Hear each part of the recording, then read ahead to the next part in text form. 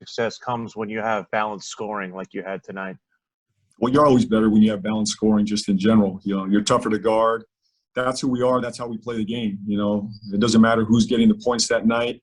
We value shot selection. We value good shots. And I saw more of that this game than I did, the last couple of games. So we just continue to move the ball, share the ball. Wherever the ball finds the right shot, that's where we want it. So, and if you're doing that, most times it's going to be a balanced attack. It's not going to be one guy with a high volume of shots. It should be spread around the way we move the ball and share it. So, when we play like that, when we're balanced, we're tough to guard.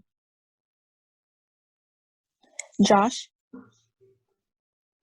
JB, close game up until the half, and then you guys kind of went on or outscored them by 20 points in the third quarter. Kind of a halftime speech did you give, or just what changed for you guys in that quarter?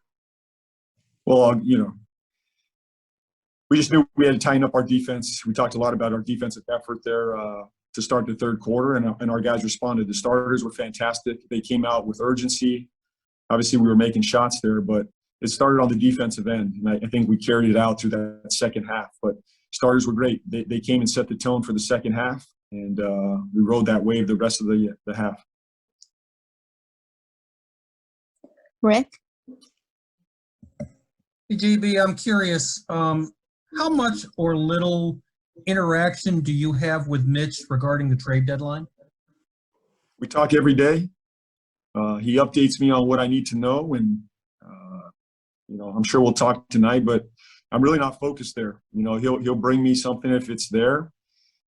For us, I'm just focused. I'm just focused right here, right now on this team, and especially with the injury, my full attention's right here with these guys, and that's where it's going to be. If Mitch, has something for me, he'll bring it to me, and tomorrow will be an off day. So, but more than anything, I'm just proud of our guys. I'll worry about that another time, and I'm not worried about it. If Mitch has something, he'll bring it to me, but. Just proud of the way the guys handled their job tonight. Sam? Hey, JB, congrats on the victory. I know you've never lost confidence in Devontae. I know he's never lost confidence in a shot in anything at all, but how good do you think it feels for him kind of getting back into the starting lineup role to have the night he had to see? I think he had 6 threes, just to kind of get the rhythm going, know that he's going to take on more responsibility with LaMelo out for the foreseeable future. Well, this is the Devontae we know. We all know it's in there, and it's been a different year for him. But this is the guy we know, believe in, and trust. And everybody, his teammates, believe in him more than anybody, including our staff, his head coach, his organization. We all believe in him, and tonight he proved why he's on this roster and why he's such a big part of our group. So. I thought he's fantastic tonight. Obviously, he made shots, but the poise, the confidence, the leadership that he brings us, the steadiness, even when he's not making shots, he's valuable to us. And I think a lot of times it goes unnoticed that he continues to have an impact on this team, even when he's not making shots. When the shots are falling, it's just icing on the cake for what he does for our program. Thank you. Danny? Coach Danny Thompson with 3-point conversion. You mentioned how important Malik getting off to a good start was tonight. Can you talk about how he played tonight, and do you feel like this is the type of game you need from him as the Hornets have 2 huge games coming up at home on Friday and Sunday?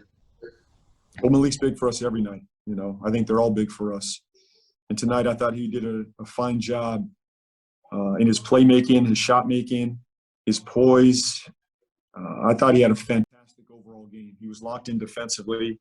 I'm going to put this in one of the best nights of the year for Malik Monk. I just felt like he was locked in, engaged, and he's confident in this role. When he gets steady minutes and he gets touches like this, he's delivered for us this season. So I thought he was great at the rim and the ability to kick out and make plays for others as well. So really proud of his effort tonight. Richard? James Borrego, Coach Borrego, Richard Walker, CarolinaSportsHub.com. Your reaction and reflection on how Cody played after getting back into the lineup after being out a couple of games with a hurt shoulder? Yeah, it's not easy to jump right back in, but I thought he helped us tonight. He had great energy, great bounce to his step. You saw the finish there at the end. Those legs are back. He's fresh. Between he and Biz, they both impacted the paint tonight, both offensively and defensively. So I thought Cody had a very strong performance after being off a few days. Christian? What's up, JB? Kind of piggybacking off that, I was going to ask about how confident are you in your center position right now? Seems like both guys got a decent amount of minutes. And also, if you could tell me about getting Nate in the game late there and having him hit that three. Yeah, we like our bigs. We trust them. It's going to be some type of combination every night.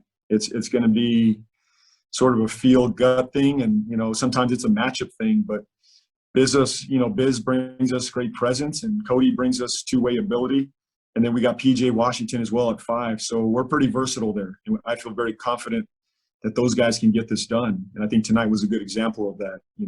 Both those guys impacted this game tonight. And we didn't have to go to PJ at 5. I thought tonight we were going to play a lot more PJ at 5.